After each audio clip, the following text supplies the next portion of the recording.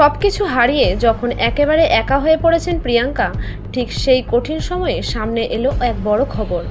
যাকে নিয়ে এতদিন শুধু গুজব চলছিল, সেই মানুষটাই এবার বাস্তবে পাশে দাঁড়ালেন।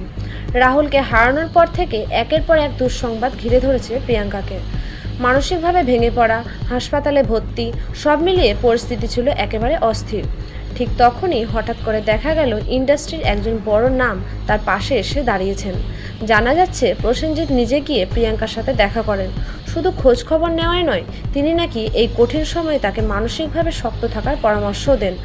আর এখানেই শেষ নয়, সবচেয়ে চমকে দেওয়া খবরটা এখানে।